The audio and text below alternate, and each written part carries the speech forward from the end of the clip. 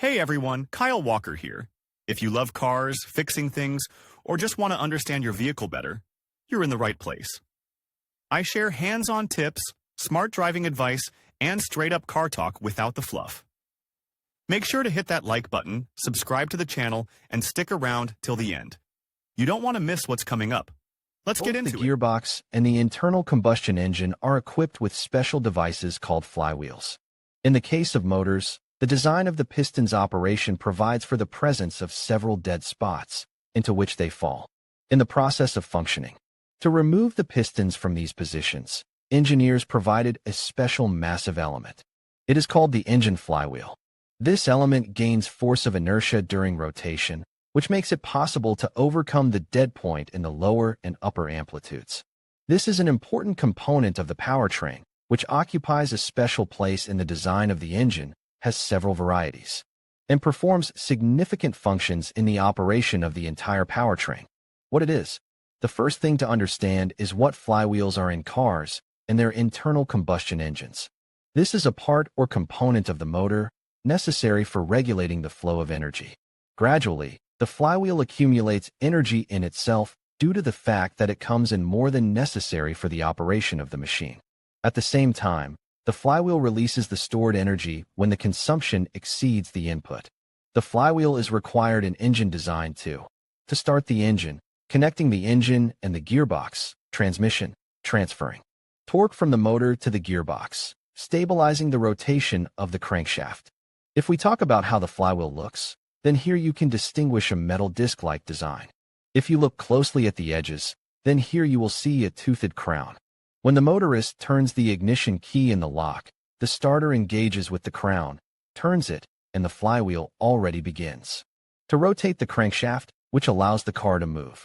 Although the flywheel is considered an integral element of the internal combustion engine, in practice it is closely connected with several systems at once, namely, with the gearbox of the starting system. This is where the rotation is transmitted, the starter. The flywheel sets the initial rotation of the motor shaft, the gearbox. This is where the flywheel transmits torque from the clutch disc with the crank mechanism. This is where the process of smoothing out impulses during irregular rotation takes place. The large size of the structure allows the flywheel to gain sufficient inertia during initial rotations. Given the rigid connection to the crankshaft, the engine pistons are not delayed at the upper and lower dead center points.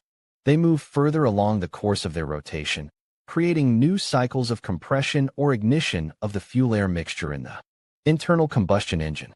Since there are dead spots, the shaft rotation is uneven, first gaining angular velocity and then losing it. Taking this factor into account, flywheel diameters are selected individually for each engine so that angular velocities can be effectively smoothed over time. Location motorists rightly question where the flywheel is located in the engine structure and how it is located in the powertrain. To find this flywheel, you can look in the owner's manual for your vehicle. The diagram will clearly show where the part is located on a particular motor. But even if the driver did not find the technical documentation, there should be no problems with finding the element in practice. On all engines, the flywheel is located near the main bearing of the installed crankshaft. This is due to the fact that it is this bearing that is the most powerful. Therefore, it will be able to withstand the load from the flywheel. On the crankshaft flange, the flywheel is fixed with a hub. At the same time, its backside meshes with the main coupling disc or clutch disc. That is, the arrangement can be characterized as the installation of the flywheel between the clutch basket and the crankshaft of the vehicle powertrain. The basket side is firmly secured with a bolted connection. On the outer diameter of the flywheel, a toothed ring gear is provided. It is needed to engage the bendix of the car starter at the moment when the engine is started. A special mark on the flywheel is mandatory. It is designed to indicate the optimum position of the device in relation to the coupling disc and crankshaft. That is, when dismantling or replacing the flywheel is installed strictly in accordance with the marks.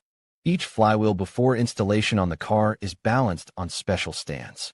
This is necessary in order to eliminate the possible occurrence of vibrations that can be transmitted to the crankshaft of the automobile. Internal combustion engine. Features of the device and principle of operation. Despite the rather important role that the flywheel of the internal combustion engine performs in the operation of the entire car, its design is quite simple. The device is a disc, the diameter of which is about 30 to 40 centimeters. The size already depends on the specific motor and its design features. The edge of the disc is supplemented with special teeth. It is due to these teeth that the flywheel engages with the shaft of the car starter. This will allow you to spin the crankshaft of the power plant at the moment when the engine is started and the car begins to move. To understand the principle of operation of the automotive flywheel installed on the engine, it is enough to remember the usual toy, Eula, which was almost everyone in childhood. The Eula was spun by hand, and the flywheel spins due to the work of the crankshaft. When the Eula is untwisted, it can rotate independently for some time, i.e., there is no need to apply additional force. This is the principle of energy storage. But if the Eula spins this energy just like that, wasted, then the car flywheels transmit it back, helping to spin the crankshaft itself. Read also, what are the modern braking systems for cars when the engine is started? The starter motor generates rotation of the flywheel, which allows the engine to gain starting speed and inertia. The piston then hangs in the top dead center position, so that the crankshaft can no longer rotate. But since the flywheel has accumulated inertia, it transfers it to the shaft, and it spins, overcoming the dead center, and then proceeds to a new cycle of compression and ignition. The cycle is constantly repeated, so the flywheel has time to accumulate energy and provide rotation to the shaft. In parallel, a special sensor constantly monitors the position of the shaft and the pistons. The sensor transmits the received information to the electronic control unit, which allows the ignition to be fed in time to the desired combustion chambers. Types. Automobile internal combustion engines can be equipped with one of three types of flywheels, namely, single mass, solid, dual mass, lightweight. Each design has its own features, strengths, and weaknesses. Moreover, the above principle of operation applies more to single-mass classical solutions, while dual-mass solutions function somewhat differently. Single-mass, this is the most common variant of the flywheel and is often referred to as a solid flywheel. This name is due to its solid construction. Externally, it is a disc of a certain diameter in the range from 30 to 40 centimeters. The most relevant material for the production of single-mass flywheel discs is high-quality cast iron. A toothed ring is located on the outside of the disc around the entire circumference. This toothed ring is made of a different material. Steel is predominantly used. Installation is carried out by the method of non-pressing, which determined the strong fixation of the vent. For mounting the flywheel disc on the crankshaft through a special flange on one side of the design, there is a hub, and the second plane of the flywheel performs the functions of the leading coupling disc. This allows us to say that single-mass flywheels are quite simple in their design. Because of this, they are so actively used in the composition of modern engines. At the same time, it is important to note the presence of one significant disadvantage. It lies in the insufficient efficiency of damping the vibrations that arise during rotation. In this component, two-mass analogs work much better. They began to be introduced into the design of the engine back in the 80s of the last century. Dual-mass two-mass flywheels differ from single-mass flywheels in their construction. At the same time, there is a lot of controversy about which flywheel is still better, comparing single-mass and dual-mass disc. To do this, you need to consider its design, the principle of operation, as well as talk about the good and bad. Structurally, it is a pair of discs that are connected by means of a spring damping system. It allows you to eliminate the so-called torsional vibrations of the engine, which affect the transmission. They are the weak point of the single-mass disc. As a result, due to this solution, the transmission works more evenly on cars with dual-mass flywheels. Thanks to new solutions, a pair of discs connected by a spring damper system made it possible to eliminate the use of a damper in the driving disc of the car clutch itself. This has improved reliability and increased service life. In addition to the above features, several other advantages of dual-mass discs can be emphasized. Such flywheels reduce vibrations that go from the engine to the transmission, reduce noise levels, make shifting gears more convenient, protect the transmission from overloading. Some researchers claim that the dual-mass design reduces the amount of fuel consumed. However, one should not forget about the existence of certain disadvantages that characterize dual-mass flywheels. The main disadvantage is the fact that the reliability of dual-mass discs is noticeably inferior to this characteristic of single-mass discs. For many people, this is a predetermining factor in the choice. Reduced reliability is due to the fact that the design includes this very spring damping system. It is subjected to heavy loads, which leads to rapid wear. This largely explains why such flywheel designs are not yet widely used on automobiles. But the engineers have not stopped there. They are actively looking for ways to improve the dual-disc flywheel and increase its reliability. This is especially true with the emergence of a large number of low-speed engines, as well as powerful motors with small displacement. Such powertrains place higher demands on vibration damping. The most current development of the improved dual-mass flywheel is the centrifugal pendulum design. As for the operating principle of the dual-mass flywheel, the process is as follows. The moment the engine is started, one part receives a significant angular velocity while the second part remains stationary. In parallel, the first part of the flywheel compresses the spring, which allows the transmission disc to start rotating smoothly. Gradually, the speeds of the two parts are equalized in relation to each other and begin to work in the same mode. When the driver lowers the revs with the gas pedal, the second part starts to rotate faster than the first. But even here, no hard shocks occur because another spring is compressed in parallel, but in the other direction. Again, the halves rotate at the same speed. The cycle repeats. Read also, how to start a long idle car. Such a flywheel has better performance characteristics, provides smoother operation, and better dampens vibrations. But the reliability is noticeably inferior to the single-mass analog.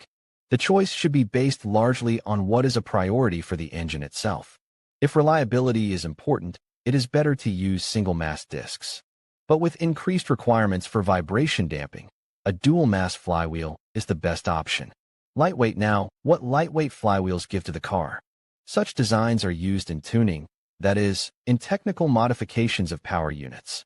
It is worth mentioning the pros and cons of lightweight flywheels. They differ in that their mass is perfectly distributed from the center to the edges. Due to this, the weight of the structure is reduced. The moment of inertia is also reduced. If the car receives this type of flywheel in its design, the acceleration dynamics is noticeably improved. The advantages of lightweight designs include weight reduction, less energy consumption for spinning, lower fuel consumption, up to 2 to 3%, reduced mechanical losses, better engine output, faster motor output at maximum RPM, stable and efficient operation of the engine at high speeds. But the disadvantages should not be forgotten. To begin with, such flywheels are extremely demanding with respect to the correct setting and configuration. Any error will lead to the opposite effect and very fast breakdown. And after all, lightweight designs are objectively less reliable. The main disadvantages can be called lower strength. At low and low speeds you can't tell the difference. Mandatory balancing with crankshaft and generator belt pulley. Worse thermal conductivity. The transmission needs more time to warm up in winter. High cost. It makes no sense to install lightweight flywheels on vehicles that are planned to be operated at low and medium speeds and revolutions. This only increases costs and leads to additional difficulties in operation. Lightweight versions are relevant for powerful engines that regularly operate at revolutions of more than 4,000 to 5,000. Then the driver will really feel the effect of using a different flywheel design. The question of interchangeability. When the flywheel fails, motorists need to replace it with a new one. At the same time, a natural and frequent question arises as to whether a single-mass type of construction can be replaced by a dual-mass one. They wonder what will happen if you change the parts in this way, and whether it will not be dangerous for the engine. It is important to understand whether there is room for two different flywheels on the same internal combustion engine, and how realistic their interchangeability is. No one will argue with the fact that single-mass devices are much cheaper than dual-mass or damper. Therefore, the owners of cars, on whose engines two-piece flywheels are installed, if they break down, they must lay out a solid amount of money to purchase the part. To save money, some people think about the possibility of putting in place of the damping, two-mass, flywheel ordinary all-metal element. There are some very important points to consider regarding interchangeability. If you install a single-mass all-metal flywheel in place of a dual-mass flywheel in the engine, you will reduce the operating comfort. But this is not all. Also, the life of ball joints, gearbox, as well as the whole automobile engine as a whole will be reduced. If the traditional all-metal flywheel is replaced by a lightweight type of construction, the loss in comfort will be felt to a much lesser extent. But for everything to work well, you will have to reconfigure the entire engine to suit the changed operating mode of the power plant. When replacing the traditional single-mass element with a damper element, it is mandatory to install a new set of car clutch, as well as specifically adjust it. Failure to do so will result in poor engagement of second gear and problems with reverse gear engagement. The rationality of replacing one flywheel with another is highly debatable. Replacement is possible, i.e., the parts can be considered interchangeable. But additionally, you have to carry out a number of measures, change some components, make adjustments, and sacrifice some moments of comfort. Financially, it is still not cheaper to change from a two-piece flywheel to an all-metal flywheel, or vice versa. The classic single-mass design is great for internal combustion engines because of its simple construction and high operational reliability. The dual-mass design is not so widespread, so it should only be used on vehicles for which it has been designed. Lightweight elements are purely the prerogative of sports cars or cars that are subjected to serious technical tuning. This is not such a common phenomenon, because you can change the characteristics of the motor by many other methods, achieving a high level of performance.